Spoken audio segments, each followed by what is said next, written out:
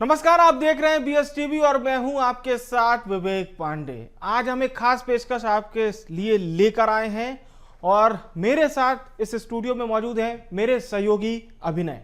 जी विवेक, देखिए अखंड भारत की परिकल्पना काफी समय से होती आई है। चाहे हम अपना संसद भवन देखें, संसद भवन से लेकर आरएसएस के एजेंडे में हमेशा से ही अखंड भारत रहा है। लेकिन जो नई चर्चा फिर से छिड़ गई है अखंड भारत को लेकर, वो संघ प्रमुख के मध्य प्रदेश दौरे के बाद से छिड़ गई है, जहां मध्य प्रदेश में राष्ट्रीय स्वयंसेवक संघ के प्रमुख मोहन भागवत ने एक बार फिर अखंड भारत की बात कही है। उन्होंने अखंड भारत के संकल्प को दोहराते हुए इशारों ही इशारों में पाकिस्तान को कड़ा संदेश भी दिया और उन्होंने कहा कि अब उनके इस बयान को लेकर अब सियासत तो गरमानी लाजमी थी। और इसी पर देखिए पहले यह खास रिपोर्ट, फिर शुरू करेंगे खास पैनल के साथ चर्चा। स्वयंसेवक संघ के सरसंघचालक मोहन भागवत ने सतना में एक गुरुद्वारे के उद्घाटन करने के बाद जनसभा को संबोधित किया और अखंड भारत की बात को दोहराया। उन्होंने कहा, हमारे घर का एक कमरा जिसमें मेरी कुर्सी टेबल रहती थी, उसे किसी ने हथिया लिया है। उन्होंने आगे कहा, ये प्रसन्नता की बात है कि बंटवारे के समय सिंधी समुदाय के लोग पाकिस्तान नहीं गए, बल्कि वे अविभाजित भारत में आए। जो लोग अपना घर छोड़कर आए हैं और जिनका घर, कपड़े और जमीन हड़प ली गई है, उन्हें कल वापस लेकर फिर से वहीं डेरा डालना है। मोहन भागवत ने ये भी कहा, चाहे कोई खुद को किसी भी भाषा या संप्रदाय का माने, लेकिन सच्चाई ये है, हम सब एक हैं, हम सब हिंदू हैं। बहुत सारे सिंधी भाई यहाँ बैठे हैं, मुझे बड़ा आनंद है। वो पाकिस्तान नहीं कहते, वो अविभाजित भारत कहते। ये आदत नई पीढ़ी तक जानी चाहिए, क्योंकि हमारा घर है, परिस्थिति ने हमको उस घर से यहाँ भेजा है, क्योंकि वो घर और ये घर अलग नहीं है, पूरा भारतवर्ष एक घर है। परंतु हमारे घर का एक कमरा जिसमें मेरा टेबल, कुर्सी, कपड़ा वड़ा रहता था, वो किसी ने हथियाया है। कल मुझे उसको वापस लेके वहां फिर से अपना डेरा डालना। मोहन भागवत के अखंड भारत को लेकर दिए गए बयान का बीजेपी ने समर्थन किया। बीजेपी के वरिष्ठ नेताओं ने विभाजन के पीछे कांग्रेस को दोषी करार दिया। उन्होंने कहा, आज भी देश को विभाजन स्वीकार नहीं, सत्ता के लोभ की वजह से विभाजन किया गया। परम पूज्य डॉक्टर मोहन भागवत जी जो हमारे सरसंघ चालक जी हैं, उनकी घोषणा बिल्कुल सत्य है, क्योंकि 1947 का विभाजन केवल सत्ताधारी दलों ने स्वीकार किया था। जिन्हें सत्ता की मलाई चाटना था, उनने स्वीकार किया। भारत के आम नागरिक ने विभाजन का उस समय भी विरोध किया था। आज भी भारत का आम नागरिक विभाजन का विरोध कर रहा है।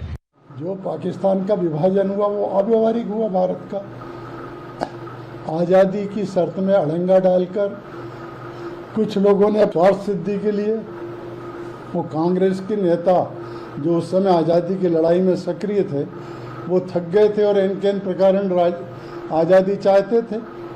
तो इसलिए विभाजन स्वीकार किया गया जो अव्यवहारिक है, अप्राकृतिक है, और इसलिए वो एक होना चाहिए। अगर ये बात कही जा रही है तो इसमें क्या गलत?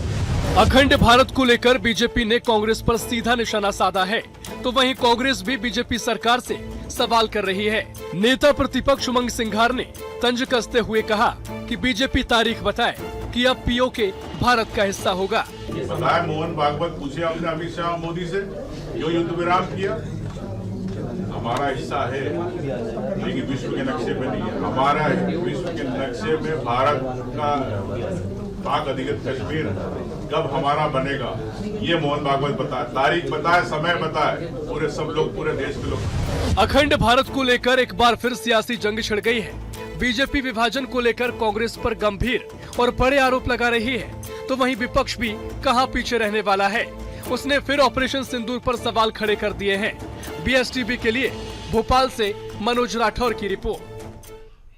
तो देखिए, ये रिपोर्ट बताने के लिए पर्याप्त है कि आखिर सियासत में चल क्या रहा। हमारे साथ खास मेहमान इस वक्त चर्चा के लिए जुड़ रहे हैं। कांग्रेस पार्टी से हमें ज्वाइन कर रहे हैं डॉक्टर राम पांडे जी, प्रवक्ता हैं कांग्रेस पार्टी के। स्वागत है आपका। तौकीर निजामी जी हमारे साथ जुड़ रहे हैं, मुस्लिम स्कॉलर हैं, आपका भी स्वागत है। हमारे साथ आशीष दुबे जी जुड़ रहे हैं, वरिष्ठ पत्रकार हैं। सभी मेहमानों का बहुत स्वागत है। और शुरुआत करते हैं पांडे जी से। पांडे जी, मोहन भागवत जी वैसे कुछ बोले और उस पर सियासत ना हो, ऐसा तो हो नहीं सकता, लेकिन वो कह रहे हैं कि अखंड भारत का एक बार फिर से कहीं ना कहीं उन बातों को दोहराया है उन्होंने। जी उनको मना कर दिया है क्या? अमित शाह जी ने मना कर दिया है क्या? नड्डा जी ने तो बोल ही दिया कि आरएसएस की जरूरत नहीं है। तो किस बेसिस पर बोल रहे हैं? आधार क्या है? क्या रोड मैप है? क्या आपकी प्लानिंग है? क्या स्ट्रेटेजी है? कौन से देश आएंगे, कौन से देश जाएंगे, कितने टुकड़े आएंगे, क्या होगा? कुछ तो जनता को बताओ। या केवल जनता को धोखा देने के लिए इस तरह की बातें की जाती है? अभी छिंदवाड़ा में 16 बच्चों की मृत्यु हो गई, उस पर क्या बोला मोहन भागवत जी ने? 2 बच्चों की मृत्यु इंदौर में हो गई, उस पर क्या बोला मोहन भागवत जी ने? लद्दाख में कर्फ्यू लगा है, इंटरनेट बंद है, सोनम वांगचुक जेल में बंद है, उस पर क्या बोला मोहन भागवत जी ने? मणिपुर जल रहा है, उस पर क्या बोला मोहन भागवत जी ने? बेरोजगारी बढ़ रही है, लोगों को रोजगार नहीं मिल रहा है, मतलब जो देश की जो समस्याएं हैं उस पर क्या बोला मोहन भागवत जी ने? प्रति व्यक्ति आय में हम 136वें नंबर पर हैं जी, उस पर क्या बोला मोहन भागवत जी ने? हमारे देश की आर्थिक स्थिति इतनी कमजोर है क्योंकि 140 करोड़ की जनता है, तो आप कह सकते हो कि हमारे पास चौथी अर्थव्यवस्था मतलब इतना पैसा है, लेकिन हमसे ज्यादा 12 करोड़ की जनसंख्या वाले लोगों की प्रति व्यक्ति आए हैं। तो आखिर कुछ बेस तो होना चाहिए ना अखंड भारत का बोलने का। आप कैसे यदि मान के चले कुछ देशों को आप मिलाना चाह रहे हैं तो कैसे मिलाओगे? कैसे? आपकी विचारधारा क्या है? क्यों लोग आपसे जुड़ेंगे? क्यों आपके साथ आएंगे? तो कुछ तो बात होना चाहिए। केवल हवा में केवल झूठ बोलना, आरएसएस का काम है झूठ बोलना, प्रोपेगेंडा बढ़ाना। जब भी देश में समस्याएं बढ़ती हैं, बेसिक समस्याएं जो जनता से जुड़े मुद्दे हैं, तो मोहन भागवत जी आरएसएस का काम है केवल ध्यान भटकाना, जनता को भावनात्मक रूप से भड़काना, जनता को धोखा देना। और ये 100 साल से इनका नाटक चल रहा है। अभी 11 साल से बंद था, अब 11 साल में क्या है कि समस्याएं बहुत बढ़ गई हैं। अब ये 11 साल से इनके नाटक फिर से शुरू हो गए। अब ये गौ माता को राष्ट्रमाता बनाने की बात फिर से करेंगे। सारे देशों ने, दुनिया के देशों ने लताड़ दिया इतनी यात्रा करने के बाद। तो ये 11 साल बाद इनको स्वदेशी इनको नाटक याद आया है, जबकि स्वदेशी 100 साल से चल रहा था, इन्होंने 11 साल से बंद कर दिया था। तो ये आरएसएस, बीजेपी सब एक नौटंकी पार्टी। और सबसे बड़ी बात, आरएसएस स्वयं कहता है कि ये राजनीतिक संगठन नहीं है। जब राजनीतिक संगठन नहीं है तो आप तो पावरलेस है, आप एक एनजीओ हैं बिना रजिस्ट्रेशन के। तो आप किस बेसिस पर बोल सकते हैं? आपके पास ताकत कौन सी है? ताकत बीजेपी के पास है, नड्डा बोल चुके हैं, आपकी जरूरत नहीं है। ठीक है, तो ये ठीक है, ठीक है। राम पांडे जी, आरएसएस सब एक राम पांडे जी, हैं। बिल्कुल राम पांडे जी, मैं आपके जो आपने बातें कही उनको लेकर सवालों के साथ आपके पास वापस आऊंगा। हमें डॉक्टर मुकेश मिश्रा जी, निदेशक दत्तोपंत ठेंगड़ी शोध संस्थान ने ज्वाइन कर लिया है। बहुत शुक्रिया मुकेश जी आपका, और जुड़ने के लिए बहुत स्वागत है आपका बीएसटीवी पर। सबसे बड़ा सवाल कि देखिए, जब अखंड भारत की जब भी बात आती है, सवाल खड़े होते हैं कि कैसे होगा, क्या फायदे होंगे, क्या नुकसान होगा। लेकिन हालिया बयान क्यों दिया गया, इसका कोई मतलब, क्या मतलब निकलता है? देखिए, सवाल करने वाले तो हर बात पर सवाल करते हैं जी। बात पर सवाल करना सवाल वाले करते ही हैं। लेकिन ऐसे ही राम मंदिर पर भी लोग सवाल करते थे, ऐसे ही कश्मीर में धारा 370 को भी लोग लेकर करते थे। सवाल का कोई मतलब नहीं है। बात यह है कि हमारी मूल भावना क्या है, हमारा मूल लक्ष्य क्या है। अगर कोई घर का हिस्सा किसी दूसरे के हिस्से में चला गया है या अनाधिकृत रूप से किसी ने कब्जा कर लिया है, तो क्या ये भावना समाप्त हो जानी चाहिए कि वो हम नहीं लेंगे? ये भावना तो सदा हर भारतीय नागरिक के मन में बनी रहनी चाहिए। इसमें कोई सवाल का मुद्दा नहीं है। मुद्दा ये है कि क्या वो जो जिस संदर्भ में सरसंघ चालक जी ने बात कही है, क्या वो विषय है या नहीं है, एग्जिस्ट करता है या नहीं करता है। जो हिस्सा आज अनाधिकृत रूप से हमारे पड़ोसी के पास है वो हमारा है, इसमें किसी को कोई संदेह है? इसमें मुझे नहीं लगता कि किसी को कोई संदेह है। भारत का 140 करोड़ हर व्यक्ति ये बात मानता है कि वो हिस्सा हमारा था और हमारा है और हमारा ही होना चाहिए। तो इसमें कोई सवाल की बात नहीं है। कैसे होगा, कब होगा, ये कुछ प्रश्न ऐसे होते हैं जो समय के साथ समाधान होते हैं उनके, लेकिन भावनाएं समाप्त नहीं होनी चाहिए। मूल बात ये है।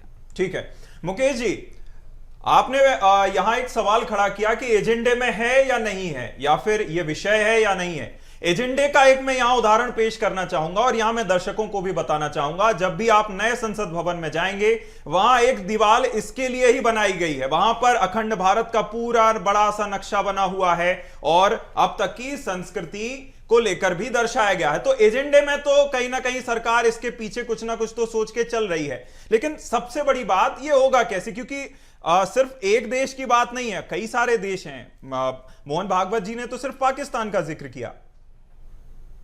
देखिए, संसद में हमारे जो जिम्मेदार मंत्री हैं जी, रक्षा मंत्री जी, गृह मंत्री जी, सब ने समय समय पर इस पर अपना बयान दिया हुआ है। तो सरकार की भी भावना स्पष्ट है कि ये जो हिस्सा है वो हम लेकर के ही रहेंगे। आप किन दूसरे हिस्सों की बात कर रहे हैं वो मैं नहीं समझ पा रहा हूँ, लेकिन अभी जो मुद्दा है कि ये जो अनाधिकृत रूप से कश्मीर का हिस्सा हमारे दूसरे पड़ोसियों के पास है, वो हमारे बीच आना चाहिए। कल जो उन्होंने कहा सतना में माननीय सरसंघ चालक जी ने, वो एक संदर्भ में कहा, सिंधी भाइयों के बीच में कहा और उन्हें स्मरण भी दिलाया कि कैसे एक हमारे घर का हिस्सा जिसमें दूसरे लोगों ने कुछ सामान जमा कर लिया उसको हमको लेना है। तो मुद्दा सिर्फ इतना है कि आज नहीं तो कल ये क्षेत्र हमारे पास आना ही चाहिए और ये हमारा होकर के ही रहेगा। हम तो बल्कि देश के बंटवारे के विरुद्ध थे, आप सब जानते हैं। ये चलिए, अब कैसे होगा ये हम समझेंगे। आशीष जी का रुख करते हैं। आशीष जी, अगर हम अखंड भारत को समझे तो इसमें वर्तमान हमारा भारत देश है, इसमें पाकिस्तान आता था, बांग्लादेश है, नेपाल है, श्रीलंका है और कभी कभी पाकिस्तान, म्यांमार, बर्मा और तिब्बत भी इसका विस्तार के तौर पर माना जाता था। वर्तमान समय में बहुत सारी, अगर हम तमाम चीज़ों को देखें तो संभव है अखंड भारत बनाना, या फिर ये बयानों की एक श्रृंखला है कि बयान दीजिए और चेक कीजिए क्या क्या लोगों ने किस तरह से एनालिसिस किया, क्या क्या लोगों की प्रतिक्रिया आई। तो अखंड भारत का जो मुद्दा है वो हर आदमी के मन से जुड़ा हुआ है। वो ये मानता है कि वो जो चीजें हैं या जो चीजें हमसे छूट गई है वो हमारी होना चाहिए, और इसमें किसी कोई मुझे नहीं लगता किसी को ऐसी दिक्कत होती है। लेकिन सवाल यह है कि वो कैसे होनी चाहिए जी। और ये जो बातें हैं वो पहली बार नहीं हुई, ये कई सालों से लगातार हो रही है। तो उस दिशा में अब तक क्या कदम बढ़ाए गए? तो जब ये बात उभरती है या इस तरह की बात सामने आती है अखंड भारत की परिकल्पना की, ये बड़ी रूहानी सी परिकल्पना है, लेकिन इसको व्यवहारिकता के धरातल पर लाने की जरूरत है। इतने सालों में इस पर क्या काम हुआ और अब क्या काम बाकी है, इस सारे ब्लूप्रिंट के साथ यदि लोग सामने आते हैं तो इसको ज्यादा तार्किक माना जा सकता है, ज्यादा ठोस माना जा सकता है। अभी जैसा आपने खुद ही कहा कि भारत जो था उसका विस्तार कहाँ तक था, तो ये अब आज की परिस्थितियों में जो वैश्विक परिस्थितियां हैं, जो भूगोल है, जो राजनीतिक गणित है, जो सारी चीजें हैं, उसमें ये कैसे संभव होगी, इसके साथ अगर हम ये कोई बात करता है तो उससे ज्यादा रिलेट किया जा सकता है कि हाँ इस तरह से कोई चीज हो सकती है। पाकिस्तान का जो कश्मीर है या उस तरह के जो लोग हैं, हम वहाँ एक क्षण के लिए माने कि हम सबको एक कर रहे हैं, तो हम सिर्फ क्या भौगोलिक क्षेत्र को एक करना चाहते हैं, उसके साथ जो लोग हैं क्या वो मन से हमारे साथ आएंगे, उनका मन कहाँ बटा है, कैसा है, ये बहुत सारी परिस्थितियां हैं, बहुत सारी किंतु परंतु इसके साथ होंगे। तो इसीलिए ताजा जो वैश्विक परिदृश्य है, जिस तरह की गतिविधियां हैं, जिस तरह के देशों के अपने अपने माइंडसेट हैं, उसमें ये बात जो है जिसमें कार्तिकता से कही जाएगी, मुझे लगता है उसकी ज्यादा लोग नहीं। जैसे हम अगर नफा नुकसान देखते हैं तो आप कह सकते हैं कि सीमा विवाद खत्म हो जाएगा, आर्थिक सामर्थ्य बढ़ेगा, व्यापार यात्रा आसान हो जाएगी, लेकिन बहुत सारे इसमें चुनौतियां भी हैं, यानी कि बिल्कुल आतंकवाद, सुरक्षा खतरा है, सुरक्षा का असंतुलन रहेगा, आर्थिक असंतुलन रहेगा, धार्मिक राजनीतिक टकराव रहेंगे। खासतौर से हमें यह भी समझना होगा कि पाकिस्तान और बांग्लादेश ये मुस्लिम बाहुल्य देश हैं। अभी वहाँ की स्थिति आप देख ही सकते हैं क्या चल रही है। अब सबको अगर समावेश कर लीजिएगा और आप कहेंगे कि अखंड भारत है वो हमारा ही हिस्सा था, सबको एक कर लो, तो ये फिर वर्तमान समय में कैसे सटीक बैठेगा? सुनने के लिए अच्छा है, लेकिन लॉजिकल मुझे लगता है कि कहीं ना कहीं हमें समझना होगा। आशीष जी, बिल्कुल सही बात है, वही मैं भी कह रहा हूँ ना, हम किसी को सीमा में अंदर कर लेंगे क्या हमारे मन से शामिल होगा हमारे साथ, और यदि मन से हमसे नहीं जुड़ता है तो हमें कितनी समस्याएं होंगी। बिल्कुल बिल्कुल, ये हमें नहीं, किसी को भी कितनी समस्या है। बिल्कुल तो ये बात है, इसकी एक बहुत बड़ा, देखिए इसका विरोध कहीं से कहीं किसी को भी नहीं है, मुझे नहीं लगता, मुझे भी नहीं है, लेकिन सवाल ये है कि इसका ब्लूप्रिंट नहीं क्या, कैसे होगा। तो अभी जो हमारे पास हम जो समझते हैं कि जो सारी चीजें हैं और जिस तरह की हमारे देश में जो स्थितियां हैं, जिस तरह से हम लोग जूझते हैं, उन सब चीजों को बहुत अच्छा करके, बहुत सुंदर करके, जो सोने की चिड़िया वाली जो एक कल्पना रही है, जो अवधारणा रही है, उस पर भी काम होता है। ये जो दूसरा प्लान है, हम इसको करना चाहते हैं, इसको मुझे नहीं लगता कि इतनी आसानी से बोल भर देने से हो जाएगा, क्योंकि बोल भर देने से आशीष जी, इसी में मैं एक और एड ऑन करना चाहूंगा कि जब भी बयानबाजी की जाती है, जब भी बयान दिए जाते हैं, तो पाकिस्तान का नाम लेके कह दिया जाता है जी अखंड भारत बनाएंगे, लेकिन ये भूल जाते हैं कि और भी तो देश हैं, और भी कितने संकट आ सकते हैं, कितने देश हैं। या फिर पाकिस्तान को सिर्फ इसलिए कहा जाता है क्योंकि पब्लिक सेंटिमेंट उस तरफ रहता है, उस तरह से पाकिस्तान को देखा जाता है। बिल्कुल बिल्कुल, पाकिस्तान को लेकर एक अलग तरह की भावना है, और वो सामाजिक भी है और राजनीतिक भी है और एक सनातन भी भावना है, तो एक मतलब लंबे समय में चलती हुई भावना, तो उसको लेकर के इस तरह की बात करती जाती है, मतलब प्राकृतिक रूप से तो यही लगता है। लेकिन जैसे आपने बात की, सिवाय पाकिस्तान नहीं है तो बहुत सारे देश, बहुत सारे लोगों की अपनी सीमाएं और बहुत सारी चीजें शामिल है। तो वही मेरा मुझे भी वो लगता है कि जब तक सब चीजें एक साथ नहीं होंगी, ये कैसे होगा और कितना हो पाएगा। तो बेहतर यही है कि अभी जितना है हम उस प्लान पे तो काम करें, अगर जो लोग करना चाहते हैं, लेकिन अभी जो है उसको सर्वश्रेष्ठ बनाने में जितनी ताकत झोंकनी चाहिए वो झोंकी जाए। बिल्कुल सही बात है। तो तौकीर जी भी हमारे साथ जुड़े। तौकीर जी, सीधा सवाल यही रहेगा कि मान लीजिए अगर मोहन भागवत जी की बात पर किसी प्रकार से सरकार एक प्रपोजल बना ले और लोगों के लिए छोड़ दे, चलो भाई सर्वे शुरू कर देते हैं, तो लोगों की क्या प्रतिक्रिया होनी चाहिए? क्या लोग कहेंगे कि हाँ भाई बांग्लादेश, पाकिस्तान सबको जोड़ लो, अफगानिस्तान को जोड़ लो, अच्छा है, बढ़िया है, बड़ा हो जाएगा हमारा देश? और विवेक जी देखिए, हम लोगों के लिए इससे खुशी की दूसरी बात हो नहीं सकती। हम तो बहुत स्वागत करते हैं इस तरह के बयान का, लेकिन हम ये पूछना चाहते हैं कि 2014 से लेकर अभी तक 2025 चल रहा है, ये देश में ज्यादातर सरकारें आपकी हैं, केंद्र में भी सरकार आपकी है। अभी तो जंग के मामले में आपने ट्रंप से पूछ के ही सब कुछ कर लिया था, अभी भी क्या ट्रंप ने बोला है आपको कि इस तरह के बयान दीजिए? कभी आप अखंड भारत की बात करते हैं, कभी हिंदू राष्ट्र बनाने की बात करते हैं, लेकिन मन में आखिर है क्या? क्या करना चाहते हैं इस देश में? इस तरह के मुद्दे उछाल कर जो देश की मुख्य समस्याएं हैं, जो देश में अभी भूख है, भय है, भ्रष्टाचार है, लोगों को परेशानी है, किसान परेशान है, महिलाओं के साथ बलात्कार हो रहे हैं, बच्चियां सुरक्षित नहीं है, और सबसे बड़ा मुद्दा तो ये निकल के आया कि वोट चोरी जैसा मामला निकल के आया। क्या इन सब चीजों को दबाने के लिए इस तरह का मामला किया जा रहा है? मोहन भागवत जी से मैं निहायत अदब के कहना चाहता हूं आपके चैनल के माध्यम से, कल नहीं अभी कर लीजिए, हम तैयार बैठे हैं, और आपसे अगर नहीं हो सकता है तो हमारे देश में रह रहा हमारा मुस्लिम समाज का जितने भी लोग हैं, आप हमको आगे भेजिए। हम पाकिस्तान के टुकड़े टुकड़े जितने कराना चाहते हैं, जो करना चाहते हैं, हम वो करने के लिए तैयार हैं, क्योंकि हम भी यही चाहते हैं कि अखंड भारत, हमारा जो भारत पहले था, अखंड था, उसी तरह का भारत बन जाए। तो फिर हमारे लिए तो बहुत खुशी की बात है। देखिए आप गिनते हैं यहाँ 25 करोड़ यहाँ हो गए, तो मैं वही गिनाना चाहता हूं कि चाहिए भैया, बांग्लादेश वाले भी 25 करोड़ हो जाएंगे, पाकिस्तान वाले भी 25 करोड़ हो जाएंगे, तो ये 75 करोड़, 1 करोड़ के लगभग मतलब इतना बड़ा जो मामला निकल के आ रहा। अभी अब तुम शिक्षा दे नहीं पा रहे, रोजगार दे नहीं पा रहे, और बहुत सारी इतनी मूलभूत समस्याएं इस भारत में, और प्राइवेटकरण करते चले जा रहे हो, सब कुछ बेचते चले जा रहे हो। अरे आपको अखंड भारत बनाने में किसने रोका?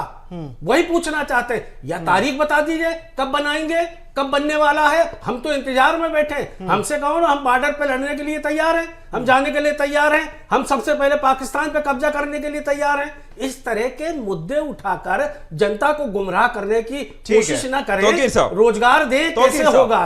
तौकीर साहब जी, आपने कहा कि हम ही पाकिस्तान के टुकड़े कर देंगे, 2 टुकड़े तो हो चुके हैं, आगे अगर सब ठीक रहा तो और भी टुकड़े होंगे। लेकिन इसमें भी सवाल यह खड़ा होता है कि अखंड भारत जिसको हम अभी खंड खंड में बटा हुआ है, पाकिस्तान जिसके 2 टुकड़े हो गए हैं, हम 2 देशों को अलग अलग तरीके से देखते हैं। अगर आप 2 उसके और टुकड़े कर दीजिएगा तो कैसे संभव होगा? तो देखिए, मैं अखंड भारत की ही बात कर रहा, तो टुकड़े से मेरा मतलब वही था कि हम इस पूरे भारत में उसको मिलाने के लिए हम लोग तैयार हैं। वहां जाकर हम उस जंग को भी लड़ने के लिए तैयार हैं, जैसा आप कहें वो करने को तैयार हैं। हमने तो मुद्दे का स्वागत किया है। हम तो पूछ ही रहे हैं कि कब हिंदू राष्ट्र कब बनाओगे, फिर वो अखंड भारत कब बनाओगे, या सब ऐसे ही मुद्दे उठाते रहोगे, वोट चोरी करके सरकारें बनाओगे, इसके बाद ये सब खुलेगा। मूलभूत जो समस्याएं हैं, लोगों को, युवा परेशान है, उनको नौकरियां कब दोगे, किसान परेशान है, लोग परेशान है, देश के हालात खराब हैं, लगभग मजदूरों को आपने आदत डाल दी अनाज देने की। राम पांडे जी का रुख करते हैं। राम पांडे जी, अगर अखंड भारत चाहिए था तो फिर 15 अगस्त 1947 को हम भारत गणराज्य की शपथ क्यों लिए? 1950 में जब हमारा संविधान बना तब भी अखंड भारत नहीं आता है। 64 में जब हम 65 में पाकिस्तान को परास्त कर देते हैं तब भी नहीं आया। 71 में एक पूरा देश आजाद करा देते हैं तब भी नहीं कहते कि इसे हम रखेंगे, हम कहते हैं जाओ हंसी खुशी रहो, अच्छे से रहो। इतना सब कुछ करने के बावजूद हमने अखंड भारत पर नाम नहीं लिया। अभी अखंड भारत की इतनी क्या जल्दी है? क्या ये शिगुफा है या फिर कुछ और? ये शुद्ध आरएसएस की नौटंकी है और जनता का ध्यान भटकाना है, जनता को धोखा देना है। जो जनता की जो मूलभूत समस्या है, विशेषकर रोजगार, व्यापार, उससे भारतीय जनता पार्टी आरएसएस संभाल नहीं पा रहे हैं, तो ये इधर उधर की बातें छोड़ते रहते हैं। अब मान लिया जाए कि चलिए आरएसएस को अखंड भारत बनाना है, तो मोहन भागवत या उनसे पहले जितने भी इनके सरसंघ चालक प्रमुख थे, क्या किसी ने भी किसी भी पड़ोसी देश से बात की? चलिए नेपाल तो हिंदू राष्ट्र है, मोहन भागवत ने क्या नेपाल में किसी से जाकर बात की? वहां के प्रधानमंत्री राष्ट्रपति से बात की कि भाई चलिए आप तो हिंदू राष्ट्र है, सबसे पहले आपसे ही शुरुआत करते हैं। भूटान बहुत छोटा देश है, श्रीलंका से बात की, बर्मा से बात की, बांग्लादेश, अफगानिस्तान और पाकिस्तान से आरएसएस की विचारधारा लगे, चलिए आपने उनसे बात नहीं की, कोई बात नहीं। क्या मोहन भागवत श्रीलंका के राष्ट्रपति प्रधानमंत्री से मिलने गए? क्या नेपाल के प्रधानमंत्री राष्ट्रपति से मिलने गए? क्या वर्मा के प्रधानमंत्री राष्ट्रपति से मिलने गए? इंडोनेशिया, कंबोडिया, थाईलैंड भी अखंड भारत में आता है। और यदि ये तो सब विक्रमादित्य और 2000 साल के अंदर की बात कर रहा हूं, यदि हम भगवान राम की बात करें तो सारा पृथ्वी ही अखंड भारत में आता है। कि आपने चीन अमेरिका से बात की? अब आप घर से निकले नहीं हो, केवल भारत में ही घूम घूम कर आप भारत को ही खंड खंड कर रहे हैं, भारत का ही इस तरह से और टुकड़े करना चाहते हैं, जो आरएसएस की जो राजनीति चल रही है। यदि आप 1% भी सिंसियर हैं तो सबसे पहले नेपाल हिंदू राष्ट्र से बात कर लेते, मोहब्बत से कर लेते। यदि ताकतवर है आरएसएस तो उसे ताकत से मिला लेते। देखिए, ये सब आरएसएस की फालतू की बातें। आज चीन, अमेरिका, रूस इतने ताकतवर देश हैं, एक छोटे से देश को वो नहीं मिला पा रहे हैं। हजारों सालों पहले की बात अलग थी, आज रूस यूक्रेन को नहीं मिला पा रहा है। ठीक है, यूक्रेन का युद्ध 3 साल से चल रहा है। तो आज की वर्तमान की जो परिस्थितियां हैं वो राजा महाराजाओं वाली परिस्थितियां नहीं है। और आपको यदि वाकई मिलाना है तो मिलाइए, और साम्राज्यवादी बनने से कुछ नहीं होता। आप सारी दुनिया को जीत लीजिए, उससे कुछ नहीं होता। मेन बात है कि आप शांति चाहते हैं, सौहार्द चाहते हैं, खुशी चाहते हैं। हमारा पड़ोसी देश भूटान है, वो खुशी के पैमाने में हमसे बहुत आगे है। छोटे छोटे देश हैं, डेनमार्क, स्विट्जरलैंड, राम पांडे जी, तरह से कई देश राम पांडे जी, देखिए जिस तरह से आपने आरएसएस के बयान को भी नौटंकी कहा, और अभी शुरुआत में जब आपने वक्तव्य शुरू किया था स्वदेशी अभियान नौटंकी था, तो स्वदेशी अभियान तो गांधी जी ने भी चलाया था, स्वदेशी खादी का उन्होंने जो है वो दिया था, तो क्या वह भी नौटंकी था? और अगर वह सही था स्वदेशी अभियान, तो क्या अब गलत है? राम पांडे जी। जी, महात्मा गांधी जी ने चलाया था, जी, कहा था जी, उन्होंने स्वदेशी विदेशी का बहिष्कार भी उन्होंने किया, करवाया था। जी जी, हाँ हाँ, विदेशी कपड़ों की भी होली जलाई उन्होंने और स्वदेशी कपड़े उन्होंने पहनना शुरू किए, स्वदेशी वस्तुएं अपनाना शुरू की, हाथ से स्वयं चरखा चलाते थे। अब ये आरएसएस वाले के जो आपके दिख रहे हैं, इनका तो सब कुछ विदेशी है। ये टोपी, इनके कपड़े कहीं हिटलर से लिया हुआ है, कहीं मुसोलिनी से लिया गया है, और हाफ पैंट पहनते रहिए हिटलर की नकल करते हुए। अभी कुछ दिन पहले इन्होंने पैंट पहनना सीखा है, पैंट भी तो विदेशी है।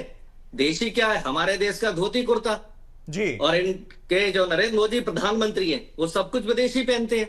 और चलिए, आप स्वदेशी की बात करते हैं तो आपने देश का पैसा क्यों बर्बाद किया? 80 देशों की यात्राएं क्यों की? 3-3 बार आप चीन, अमेरिका, दुश्मन देशों में भी आपने यात्राएं की, पाकिस्तान में भी आपने यात्राएं की। आप एक तरफ तो कहते हैं कि सबको इंडिया आओ, इंडिया में काम करो, इंडिया से आयात करो, इंडिया से निर्यात करो, और फिर जब सब देशों ने आपको नकार दिया, इसलिए नकार दिया आपके बड़बोलेपन के कारण, आपके अहंकार और घमंड के कारण। बारात मेरा दोस्त, बाइडेन मेरा दोस्त, ट्रंप मेरा दोस्त, जिनपिंग मेरा दोस्त। राम पांडे जी, दोनों ही मुद्दे, चाहे हम अखंड भारत की बात कर लें या हम स्वदेशी की बात कर लें, दोनों ही जो मुद्दे हैं वह एक राष्ट्रीय गर्व से जोड़ते हैं। जैसे हम कहते हैं कि देखिए ये जो विषय है इसे सुनकर मेरे रोंगटे खड़े हो गए, इस तरह के दोनों विषय हैं। स्वदेशी की भी हम बात करें और इससे भी बात करें तो क्या इस तरह की भावना बार बार जगाने की कोशिश नहीं होनी चाहिए? गर्व की भावना जी, नौटंकी है इनके सूत्र। राष्ट्रीय गर्व की बात है, हमारी जीडीपी चीन और अमेरिका से ज्यादा हो जाएगी, तब राष्ट्रीय गर्व की बात होगी कि भारत का एक एक हिंदुस्तानी चीन और अमेरिका के नागरिक से ज्यादा समृद्धशाली होगा, ज्यादा ताकतवर होगा, डेनमार्क भूटान के लोगों से ज्यादा खुश होगा, उसे हम सही राष्ट्रवाद बोलेंगे। इनका जो राष्ट्रवाद है ये अपनी नाकामियों को, जो जो इन्होंने कहा उसको छुपाने के लिए, इन्होंने स्वयं ने कहा था ना कि लद्दाख को हम राज्य का दर्जा देंगे, अब नहीं दे पा रहे हैं, लद्दाख जल रहा है, मणिपुर को संभाल नहीं पा रहे हैं। चलिए, तो लबोलबाब यही है कि आर्थिक समानता में भी यूएस का और चाइना के इक्विवेलेंट आए, सिर्फ क्षेत्रफल बढ़ाने की बात ना हो। मिश्रा जी से सीधा सवाल ये रहेगा, मिश्रा जी, संघ की अवधारणा जब हम पढ़ते देखते हैं हेडगेवार जी से लेकर भागवत जी तक, तो हिंदू फर्स्ट, और यही बात वीर सावरकर भी कहा करते थे। लेकिन अभी मान लीजिए हम अखंड भारत पर अगर चलते हैं आगे, और अखंड भारत के लिए जैसा पांडे जी कह रहे थे कि जो राष्ट्र हैं वहाँ के राष्ट्र प्रमुखों को अब किया जाए कि भाई हम बात कर रहे हैं आपसे, एकजुट होकर हमें अखंड भारत बनाना है, फिर ये तमाम अलग अलग धर्मों को हम समावेशित कैसे करेंगे? ये कहीं ना कहीं मुझे लगता है कठिन डगर होगी। देखिए, पहले तो मैं ये कहना चाहता हूँ कि पांडे जी ने यूक्रेन से लेकर नेपाल, श्रीलंका, अफगानिस्तान और पता नहीं कहाँ कहाँ की बात कर ले गए। स्वराज और राष्ट्रवाद पर भी उन्होंने बहुत सारे उदाहरण दे डाले। मूल बात पर वो कभी आएंगे नहीं। बात ये है कि बात ये हो रही है कि जो 1947 में कांग्रेस की नाकामी से जो हिस्सा अवैध रूप से पाकिस्तान के कब्जे में चला गया, वो हमारा अपना घर है, वो हमारा अपना हिस्सा है। ये स्वराज की ही बात कही जा रही है, स्वत्व की ही बात हो रही है। क्या उसे हम भूल जाएं? क्या हम उसे छोड़ दें या यूं ही छोड़ दें किसी को रहने के लिए? आपके घर का एक हिस्सा किसी ने अवैध रूप से कब्जा कर किसी भी कारण से किया, मैं उस राजनीतिक डिबेट में नहीं जाना चाहता हूं उसके लिए, क्योंकि कांग्रेस के मित्र तो उस पर कभी बात करेंगे नहीं, क्योंकि उनकी नाकामी का ये पूरा फल है जो आज हम भुगत रहे हैं। लेकिन क्या उसको हम भूल जाएं? क्या वो हमें अपने हिस्से में नहीं लेना चाहिए? मूल बात यह है। दूसरी बात यह है कि जो लोग नकली गांधी लोग होते हैं, जो गांधी का नाम लेके चलते हैं, उन्हें न स्वराज से मतलब है, न उन्हें स्वदेश से मतलब है, न उन्हें स्वदेशी से मतलब है, न उन्हें स्वत्व से मतलब है। वो सिर्फ गांधी नाम के एक शब्द से मतलब है जिससे राजनीतिक फायदा मिले, और कोई और किसी भी, न राम राज्य से मतलब है, न उन्हें गांधी के राम राज्य से मतलब है। आप कल्पना करिए कि कोई व्यक्ति, कोई खानदान पिछले 70 साल से गांधी शब्द को तो लेकर चल रहा है, लेकिन गांधी के स्वराज को नहीं ढोना चाहता। क्यों नहीं ढोना चाहता? गांधी के स्वत्व की आप बात नहीं करना चाहते, गांधी के राम राज्य की आप बात नहीं करना चाहते, गांधी के ग्राम विकास की आप बात नहीं करना चाहते, गांधी के भारत की एकात्मता की आप बात नहीं करना चाहते। संघ या संघ के अधिकारी या हमारे जैसे करोड़ों नागरिक अगर स्वदेशी की बात कर रहे हैं, राष्ट्रीयता की बात कर रहे हैं, राष्ट्रीय एकात्मता की बात कर रहे हैं, या हमारा एक अवैध हिस्सा जो किसी के पास चला गया है उसको वापस लेने या उसको स्मरण करा रहे हैं, हम अभी नहीं कह रहे हैं कि हम 2 घंटे में वापस ले रहे हैं, लेकिन उस स्मरण में तो रहे कि हाँ हमारा ये हिस्सा है। लेकिन मिश्रा जी, उसके लिए तो हमें तैयार होना पड़ेगा और देश का जागरण करना पड़ेगा। मिश्रा जी, मैं 1 मिनट बात और जी, देश का मानस क्या है उसको लेकर के, इसको लेकर के हमारे जो भी वरिष्ठ लोग हैं या जिनको भी ये लगता है उचित, चाहे वो मोहन भागवत जी हो या अन्य लोग हैं, जिनको लगता है कि ये गलत हुआ है, ये अवैध कब्जा है और ये आना ही चाहिए, वो समय समय पर देश से जब संवाद करते हैं तो अपनी बात रखते हैं। इसमें कोई बुराई नहीं है, आप सबको इस पर चर्चा करनी चाहिए। कब होगा, कैसे होगा, ये समय की बात। जी, आरएसएस के साथ जो राष्ट्रीयता की भावना जो भी नागरिक लेकर चलता है उसके मन में यही भावना है कि जो हमारा अवैध कब्जे का हिस्सा है वो हमें वापस चाहिए, ये सबकी भावना है, कुछ लोगों को अगर छोड़ दें। मिश्रा जी, लेकिन इससे लेकर एक ये सवाल भी आता है कि जब ऑपरेशन सिंदूर हुआ, हमारी जो सेनाएं हैं उन्होंने अपना पौरुष दिखाया, उन्होंने अपना पूरा गौरव से हमें गौरवान्वित किया, जिस तरह का उन्होंने एक्शन लिया पाकिस्तान के खिलाफ। क्या आपको नहीं लगता कि यही एक मौका था जब हमें वो हिस्से पर दावेदारी करनी चाहिए थी? जब हमारी मिसाइलें 250 किलोमीटर अंदर तक घुस सकती हैं, क्या सैनिक नहीं घुस सकते थे? क्या ये मौका नहीं था? ये सवाल आपने 26/11 पर क्यों नहीं पूछा? जी, ये तो तब भी मौका था जब आपकी मुंबई में हमला हुआ, जब आपके अन्य स्थानों पर हमले हुए, लेकिन एक कदम नहीं बढ़े।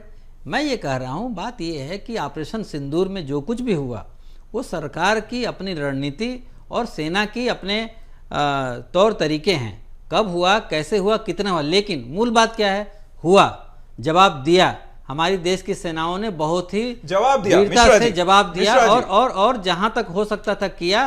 कुछ जो भी परिस्थितियां हो, देश की सरकारों के हस्तक्षेप, उसमें हम नहीं हस्तक्षेप कर सकते, लेकिन आज रिजल्ट सिर्फ इतना है कि ऑपरेशन सिंदूर अभी भी खत्म नहीं हुआ है। ये प्रधानमंत्री का ऑफिशियल स्टेटमेंट है और भारत के नागरिक के नाते हमें ये बात माननी चाहिए। ठीक है मिश्रा जी, लेकिन इसमें भी ये पेच फंसता है कि जब प्रधानमंत्री नरेंद्र मोदी अपने जो मंच से खड़े होकर बयान देते हैं कि देखिए हम कठोर एक्शन लेंगे, और उन्होंने लिया, संसद में खड़े होकर प्रधानमंत्री ये कहते हैं कि एक्सपेक्टेशन आपकी मुझसे ही है, जब आप मुझसे ही ये जो है एक्सपेक्ट करेंगे कि मैं ही ये काम कर सकता हूं, यानी कि पीओके वापस ले सकता हूं, तो कमी कहां आ रही है या फिर अभी प्लानिंग नहीं हो पा रही है? ये सवाल तो सरकार से ही आपको पूछना चाहिए जी। हम लोग तो स्कॉलर हैं और समाज जीवन में काम करते हैं, समाज के आपकी तरह हम भी एक नागरिक हैं। हम ये जानते हैं कि जो इस समय केंद्र की सरकार है उसके मन में, उसके संकल्प में हमारा जो अवैध हिस्सा चला गया है वो लेने का है। ये कई बार संसद में ये बात देश के जिम्मेदार मंत्रियों ने, रक्षा मंत्री, गृह मंत्री और सब ने कही है। तो इसमें कोई दो राय नहीं है कि सरकार लेना नहीं चाहती, सरकार लेना चाहती है।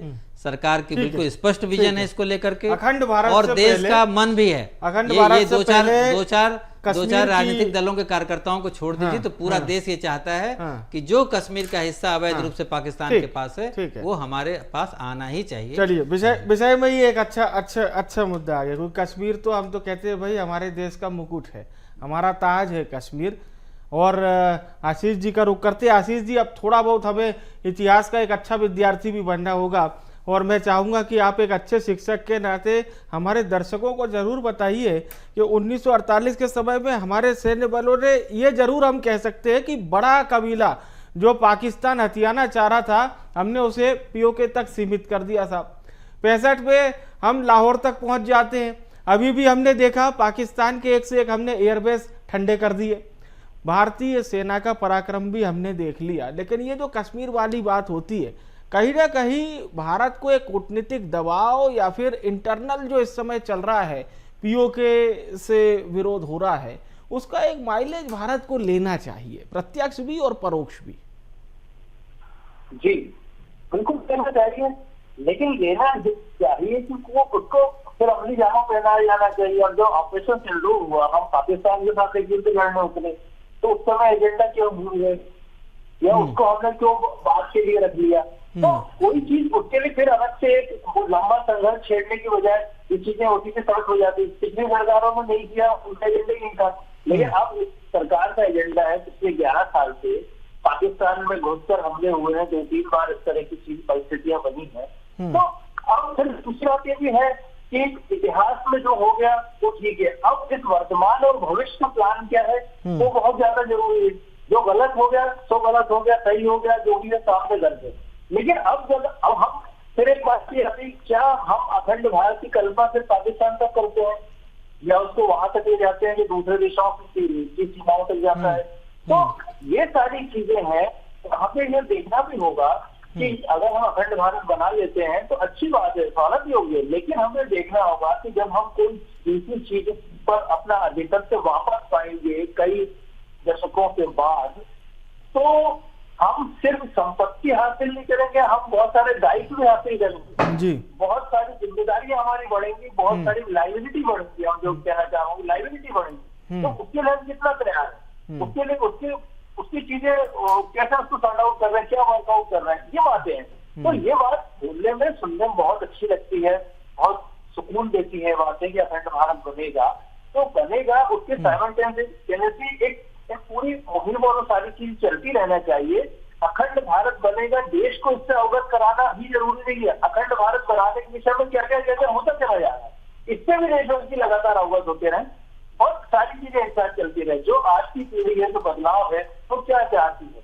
सोशल मीडिया और दूसरी चीजों ने बहुत सारी सरहदों को खत्म कर दिया है, बिल्कुल, बहुत सारे परिवर्तन हुए, बहुत सारी चीजें बदली है जी। तो लोगों का माइंडसेट क्या है, लोगों की जरूरतें क्या है, ये सब चीजें साथ साथ चली तो ज्यादा बेहतर। बिल्कुल आशीष जी, लेकिन इसमें भी एक मनोबल वाली बात आ जाती है। जब एक तरफ सरकार कहती है कि हम पीओके वापस लेके आएंगे, और हाल ही में अगर कुछ ही समय पहले रक्षा मंत्री ये कह देते हैं देखिए पीओके तो अपने आप ही आकर हमसे मिल जाएगा, वो कहेगा कि हम ही भारत हैं, ये किस तरह का बयान है, इस पर प्रकाश डालिए थोड़ा।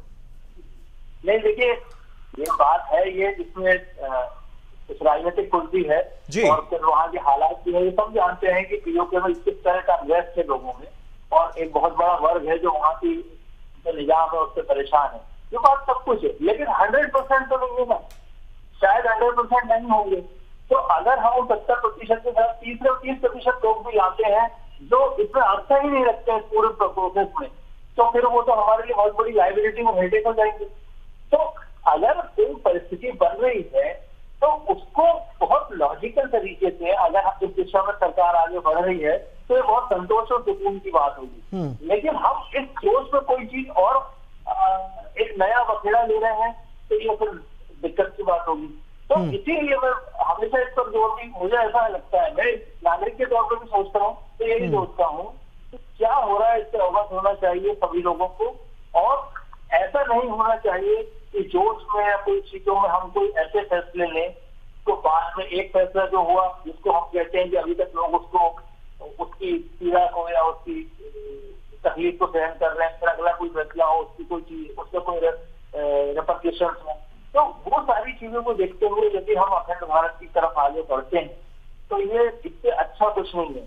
लेकिन सिर्फ एक भावनात्मक रूप से उसको उस मुद्दे को जिंदा रखना बहुत लंबे समय तक मुझे नहीं लगता कि अभी तो चल रहा है, 11 साल से सरकार है और सरकार और संघ दोनों की मानसिकता भी एक है, तो उस दिशा में बहुत सारा काम हो जाना चाहिए। नहीं हुआ तो अभी तो 4 साल और है, 3.5 साल दिशा में बहुत बिल्कुल मैंने फाइनल एग्जाम अखंड भारत होता रहेगा। पहले आप क्वार्टरली जीत जाइए, यानी कि कश्मीर को ले लीजिए अपने में, पीओके को ले लीजिए, पूरा कश्मीर अपना कर लीजिए साहब।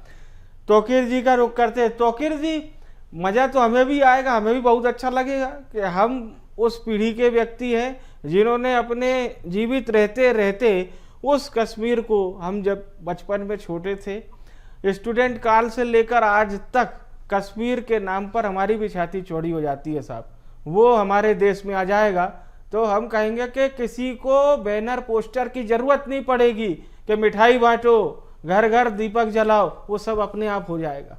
तोकीर जी देखिए, विवेक जी वही कह रहे हैं, अभी अभिनय जी ने देखिए कहा ना कि इस सुनने से ही हमारे रोंगटे खड़े हो गए। तो खुश होने की मैंने तो स्वागत किया और खुश होने वाली बड़ी बात है, लेकिन नहीं, पहले टेस्ट पास कर लो, पहले टेस्ट पास करो। देखिए भाई हर एग्जाम में पहले टेस्ट पास होता है, उसके बाद फाइनल एग्जाम होगा। देखिए वही कह रहे हैं कि भाई करने के लिए आपके पास इतना लंबा समय 2014 से लेकर अभी तक था। अभी तक क्या कर रहे थे आप? ये सब चीजें, ये मुद्दे अच्छे लग रहे हैं, सुनने में जुमले अच्छे लग रहे हैं और रोंगटे भी खड़े कर रहे हैं, बड़ा खुशी हो रही है, अच्छा लग रहा है। लेकिन आज ही आपको देखना पड़ेगा, सीजेआई गवाही, आज सुप्रीम कोर्ट में एक वकील ने जाके वहां जूता फेंक के मारा, सनातन धर्म की जय हो और दुनिया भर का।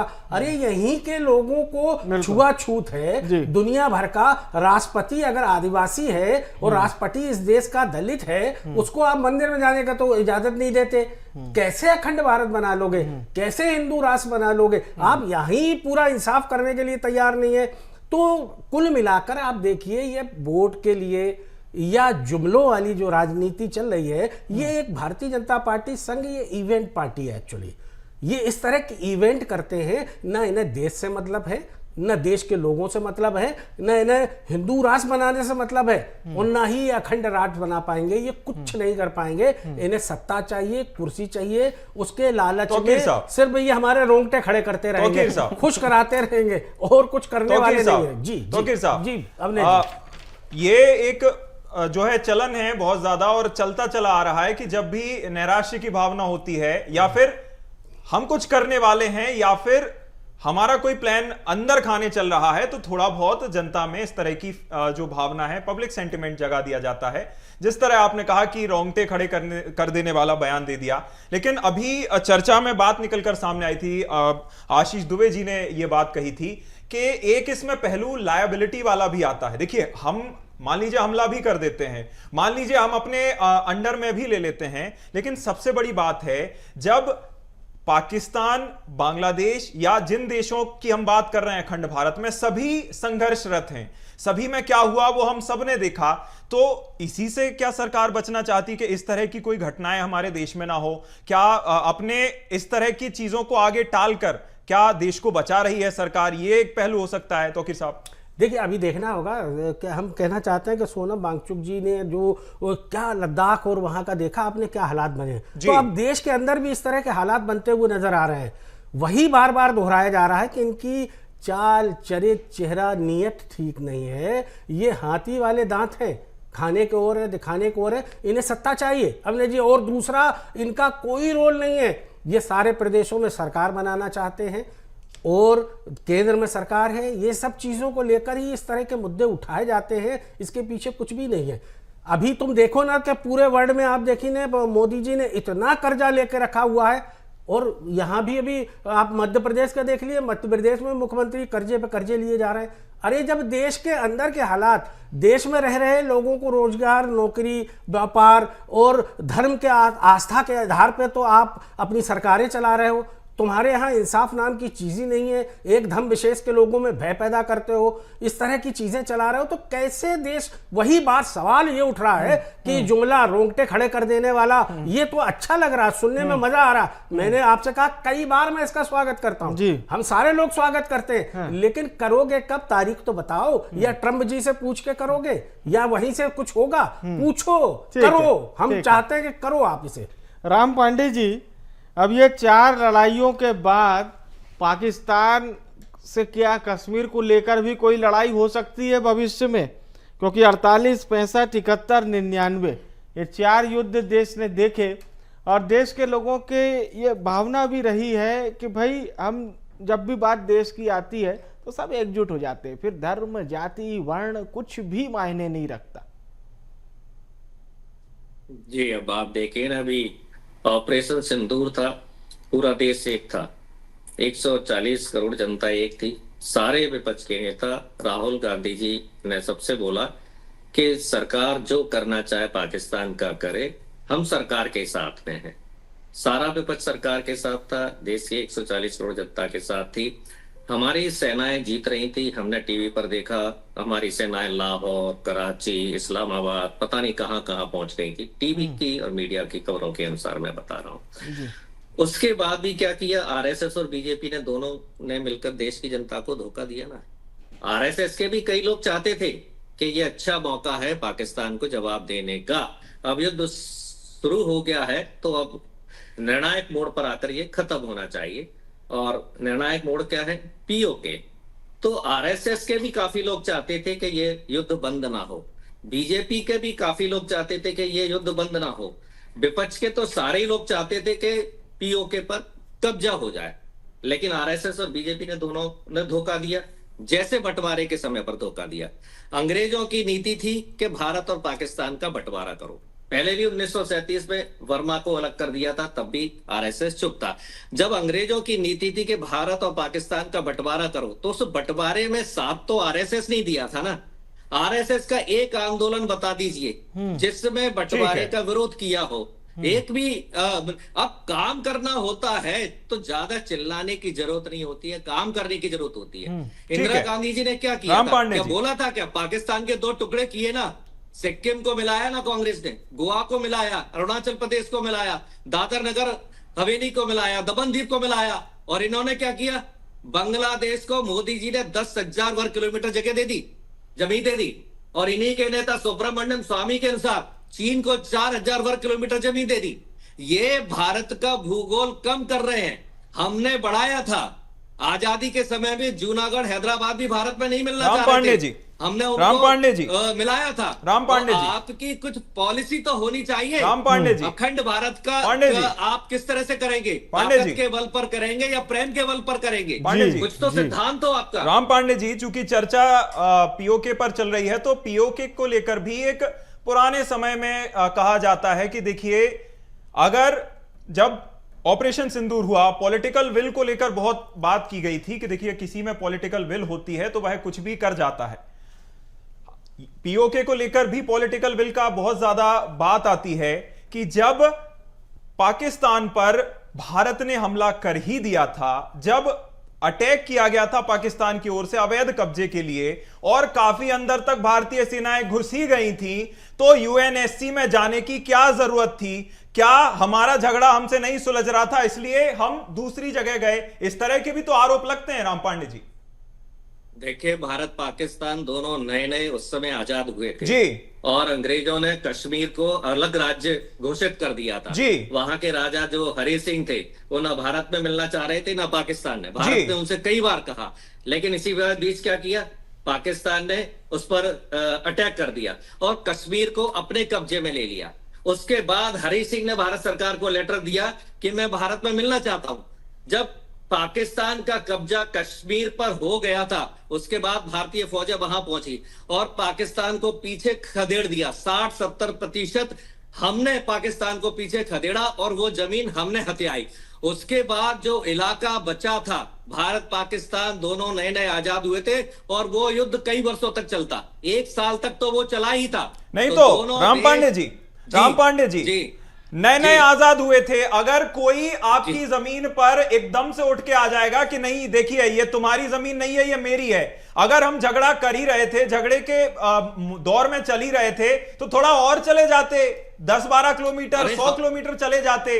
यूएनएससी किसी और के पास शिकायत लेकर जाने की क्या जरूरत थी? अगर हम खुद ही निपट सकते तो अभी ये हो सकता है नासूर ना होता। ये भी सवाल आते हैं राम पांडे जी। अरे जे आज हम जो चर्चा कर रहे हैं कांग्रेस पार्टी के कारण ही कर रहे हैं ना जी। देश को आजाद किसने कराया? कांग्रेस ने। आरएसएस का एक आंदोलन नहीं मिलेगा, बल्कि इनके नेता अंग्रेजों को चिट्ठी लिखी थी कि हम आपके साथ थे। इन्होंने कहा अंग्रेजों के सेना में जाओ, भारत छोड़ो आंदोलन का आप विरोध कीजिए। 365 जो रियासतें थी, 565 भारत की, उनको भी अंग्रेजों ने स्वतंत्र छोड़ दिया था। ये बातें भी बहुत क्लियर है। अब चूंकि चर्चा के लिए समय बहुत कम बचा है, स्वतंत्र राज्य घोषित कर दिया था। कश्मीर का 70% हिस्सा हमने वापस लिया। अब 30% हिस्सा बचा था, वो भी हमारी स्ट्रेटेजी में था कि पीओके को हम वापस लेकर रहेंगे। लेकिन अब ये मौका था, अब सारा देश जानता था और विश्व गुरु के कारण हम चीन और अमेरिका से भी ज्यादा ताकतवर बन गए थे, तो इस समय क्यों छोड़ दिया? और इस समय पीओके के लोग चाहते भी हैं भारत में शामिल होना। जब सारी परिस्थितियां अनुकूल थी, तो आपने पाकिस्तान और ट्रंप के कहने से युद्ध क्यों बंद किया? क्योंकि भारत सरकार कह रही है पाकिस्तान के कहने से बंद किया, ट्रंप क्या कह रहा है कि मेरे डर के कारण किया। तो दोनों ही गलत हुए ना भाई। आपने पाकिस्तान के कहने पर पीओके छोड़ दिया, तो गलती किसकी है? आपकी है। हम तो 1947-48 में लड़े, 1965 तक लाहौर में घुस गए, 1971 में 2 टुकड़े कर दिए। 1999 तक पाकिस्तान चुप रहा, फिर वो हमारे अंदर घुस गया। मैं तो यही कहूंगा कि सारे युद्ध जिस संस्था ने लड़े उस संस्था का नाम है भारतीय सेना, जिस पर हमें बहुत गर्व है। अखंड भारत पर मिश्रा जी 2 महापुरुषों के विचार बताऊंगा। पहले वीर सावरकर, उनका कहना था जो भारत का विभाजन स्वीकार करता है वो राष्ट्रभक्त नहीं हो सकता। श्यामा प्रसाद मुखर्जी कहा करते थे एक देश में 2 विधान, 2 प्रमुख, 2 निशान नहीं चलेंगे। यानी ये अवधारणा तो बहुत हद तक क्लियर है। आज के समय में ये कितनी प्रासंगिक है मिश्रा जी?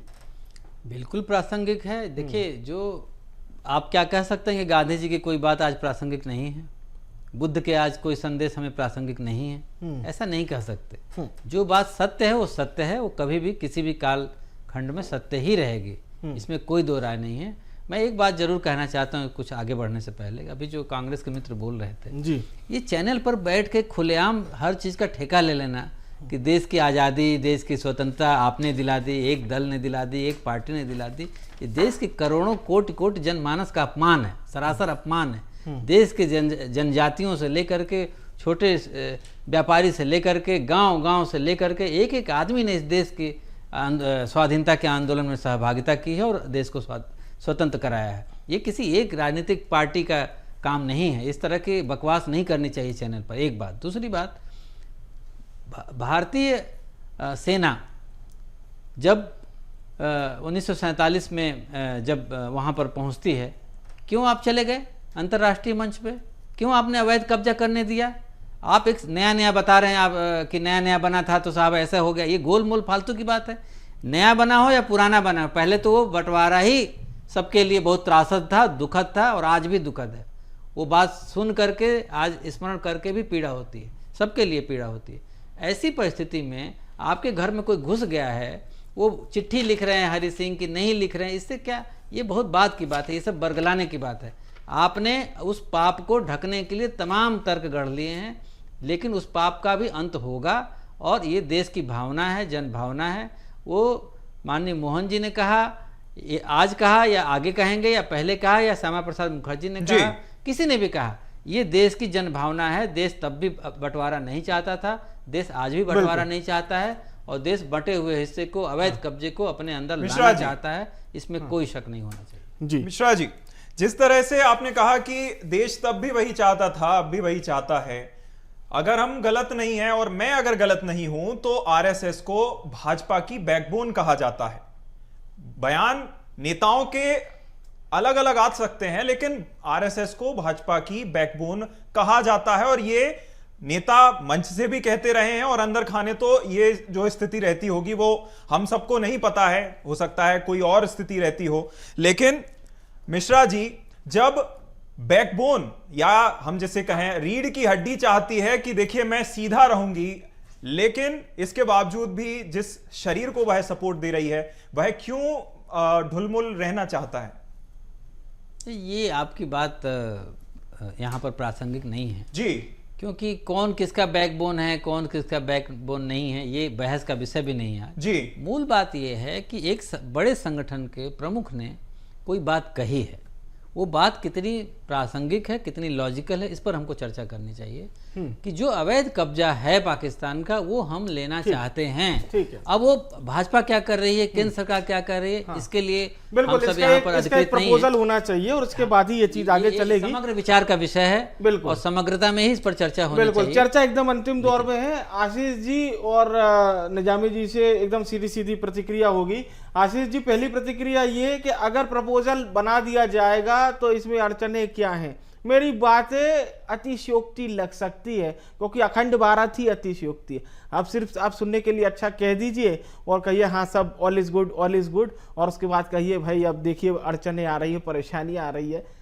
लेकिन मैं सिर्फ जानना चाहूँगा 2025 से बनाइए, 2048 तक बन जाएगा या ऐसे बयान आएंगे और हम आप इसी तरह से चर्चा करेंगे और फिर कहेंगे कि भाई ऐसा तो हो ही नहीं सकता? देखिए, स्थिति तो यही है कि ऐसा बयान आते रहेंगे और हम लोग चर्चा करते रहेंगे, क्योंकि बहुत सारी चीजें जो है वो इतनी आसान नहीं है जिससे हम प्रस्ताव बना के देखें तो उसे मानेगा क्या सामने वाला। बहुत सारी चीजें। दूसरी बात, हम फिर युद्ध करने को तैयार है क्या? तीसरी बात है कि क्या ये युद्ध का जमाना है क्या? चाहे रशिया हो, चाहे यूक्रेन हो, इजराइल हो, पाकिस्तान हो, युद्ध अब युद्ध भी वैसे नहीं रहे जैसे युद्ध हुआ करते थे, लोग जीत जाते थे और अपना झंडा गाड़ लेते थे। तो सारी परिस्थितियां बदल चुकी है, बहुत चीजें बदल चुकी हैं। तो ये एक ख्वाब, एक सपना, एक जरूरत मानकर हम इसको रख सकते हैं, लेकिन उसकी वजह से बाकी सारे एजेंडे, बाकी सारी जरूरतें, बाकी सारे काम नहीं छोड़ सकते ना। तो उससे तो हमें आगे बढ़ना होगा। तो वो सारी चीजें अलग है, और ये एक एजेंडा में हो या एक कार्यसूची में विषय है, ये अगर किसी सरकार का है, किसी दल का है, किसी संगठन का है, तो वो उस पर अपना ब्लूप्रिंट समझ होते चाहे। बिल्कुल, डगर बहुत लंबी है, अड़चने भी बहुत ज्यादा है। तौकीर निजामी जी, अंतिम प्रतिक्रिया आपसे कि आपको लगता है कि हाँ ये संभव है या असंभव है? बिल्कुल सीधा। देखिए, जब तक देश के अंदर चल रही मूलभूत जितनी भी समस्याएं हैं और इन सब चीज़ों को नहीं सुलझा लिया जाता है, इतना बड़ा कैसे करोगे? सुनने में तो मैंने कहा ना, खुश होने वाली बात है, ठीक है, खुश हो जाते हैं, बैठे हैं, अच्छी बात है, लेकिन इतनी समस्याएं, इनको कैसे करोगे? वही चीज़ तो सारे लोग आज चिंतित हैं, उसी को लेते हैं। ये बयान है, ये इस तरह के बयान और भी आते रहेंगे, और मुझे नहीं लगता है कि जब तक भारतीय जनता पार्टी है इस तरह को मुद्दों को छोड़ेगी। वो ये मुद्दे हैं, जुमले हैं, ये उठाती रहेगी और करेगी कुछ भी नहीं। सिर्फ इसी तरह की बातें आपके सामने आते रहेंगे और हम सब आप बैठ के इसी तरह की बहस करते रहेंगे, खुश होते रहेंगे। बस खुश करने के लिए हम लोगों के लिए जुमले हैं, इसी तरह के जुमले वो बार बार आपके सामने करते रहेंगे। बिल्कुल तौकीर साहब, देखिए जिस तरह से आपने कहा कि गौरवान्वित सब होते हैं, अखंड भारत अगर सपना है तो ये किसी एक दल या किसी एक नेता का सपना नहीं है, ये पूरे देश के राष्ट्रीय गौरव का सपना है। लेकिन चर्चा होती रहेगी, चर्चा समय समाप्ति की चूंकि घोषणा हो चुकी है, ऐसे में आप सभी का मैं बहुत धन्यवाद देना चाहूंगा। बहुत शुक्रिया तौकीर साहब आपका जुड़ने के लिए, राम पांडे साहब बहुत शुक्रिया, मुकेश जी बहुत शुक्रिया आपका, और आशीष जी बहुत शुक्रिया आपका हमारे साथ जुड़ने के लिए, चर्चा में शामिल होने के लिए। अखंड भारत को लेकर चर्चा चल रही है, फिर से एक और दौर आया है, ये देखना होगा कब तक चलता है। इस खास चर्चा में फिलहाल इतना ही। आप देखते रहिए BSTV। नमस्कार।